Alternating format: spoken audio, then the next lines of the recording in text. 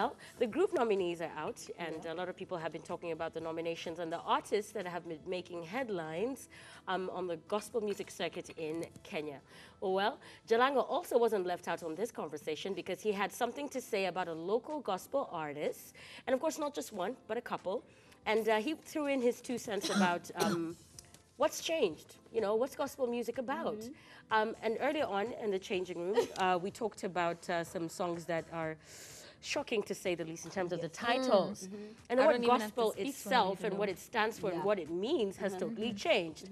And a question I have today, and you know, specifically, is what do you think about Jalang'o's statements? I'll tell you later what I think. We've got receipts. Right, so Jalang'o recently came under fire for criticizing some aspects of the gospel industry, but he remains unapologetic for his sentiments. The breakfast show host ruffled a few feathers after complaining about the lack of godliness in the New Age gospel songs at the Groove Awards nomination night. He said that the gospel industry is no longer what it used to be. The content no longer glorifies God, and there is too much mixing with secular artists. There's more. Sorry. He says, of course, he's speaking Swahili. Content hakuna hata kidogo. He said, as he shared a snippet of Kenon song called, I don't know if I can say that on TV, Kama. I don't know what you can see. Quote, content ni zote Mungu. Content ni zero Mungu. Okay, so the content is not there and people are not praising God. Come back and start doing real gospel music with content. I agree. I absolutely agree. It's not everyone, and just like anything that is said, of course, there are exceptions. There are some people who are still doing real gospel music, which touch me and move me. I love gospel music. However, some of the, like that title we just said, there's another one, Yesu Nipe, something else we can't even say on TV. Why can I not say out loud songs that are gospel songs? Why are you making titles just for the hype, you know? We said this about Jimmy Gates. He said he puts out songs which have a specific title to bring the hype. Then it's being lost. Then the message isn't about how I feel when I receive it, or if I'm moved, or if you've testified or prophesied. I completely agree, and I don't think you should apologize. Okay, I have something to say. Let me tell you one thing. If people are talking sugar honey iced tea, I will talk sugar honey iced tea, because at the very end of the day, I'm not trying to talk to the converted, I'm trying to talk to the sinners. So this is what's happening. But you see, one thing about it is, yes, Jalang'o, I know you found light. Tafadhali, wewe na hiyo mwangaza yako, shine bright like a diamond. But they're looking for people that are lost. So if people are talking sugar honey iced tea, I love that statement. Monique, thank you so much. No, we need to keep it clean for a watershed period. You know, it's like Omotua's watershed. Yes. No, but you see, like, if that's what people are looking for, the only way to reach them, I'm not going to come and tell you, here, I'm drinking water, drink water with me. I will drink wine with you and tell you, okay, fine. Do you know Jesus? I totally understand what you're saying, and that has worked in many ways. From Kirk Franklin to Kershid, and you know, all these gospel artists and stuff. I've seen that with Lecrae and Mali Music. I think he's so on point when it comes to the content itself. This is beyond. This is now way out of line, and this is almost insulting.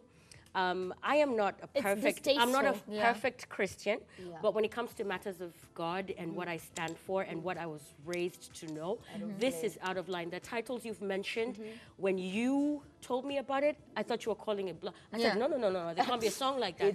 I think it's crazy to even have a song like that, but I'll tell you why they're doing it. We have allowed it because people that are in positions of airplay, people that are in broadcast, will definitely play some of these stuff and give these people airtime. This is clickbait. And the views, you can't question.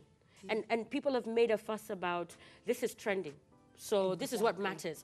They've turned talent and what we're really meant to do, and the conviction in the music has changed. So you're sort of telling the young people, listen, you and your praise and worship and your song that means something, stuff doesn't mean anything anymore. It's disappointing, but it's happening. So it's the clickbait that they're doing this for. They're doing it because it's like, you know what? we need to move masses and we need to talk to the young people. I will tell you, we have undermined young people and made young people look like, you know what, young people are shallow, and this is how the only way you can communicate to them is to take it down a notch and devalue what should be the word of God. I feel if you're going to be a gospel artist and recapture what the word gospel means, or stay out of it. Catholics are laughing because for the longest time people have been talking about how Protestants have taken things and flipped it, you know? There's nothing godly about this kind of music, and I think Jalang'o has a point. And I will tell you, gospel artists are the most judgmental, the most judgmental bunch. Very judgmental lot, right? But I hate the fact that you could label yourself as a gospel artist, have your gospel artist peers cheer you on singing about something like this. It's insulting to God. Can we start from there? Where did we forget about that? Why are we forgetting about that? Why are we allowing this? Don't look at me There because I is know nothing about gospel music. I'm just waiting for my turn, and I'm just like, what am I going to say? I apologize. All I'm going to say is, you know what? You said, where did God go? Yeah. It's our business. Yeah. Can I tell you what? Every time that anyone Which is sad. who's actually become from a secular artist to gospel artist, the first thing we ask, did you change because of the money? I'm so sorry. It's not what we just I get ask. that. You understand? I get that. There's people who've changed from secular music and gone to gospel. But when you start using the dirty language and still put God's name in it, that is a sin. Yes. That is a sin. And now we've lost all morals.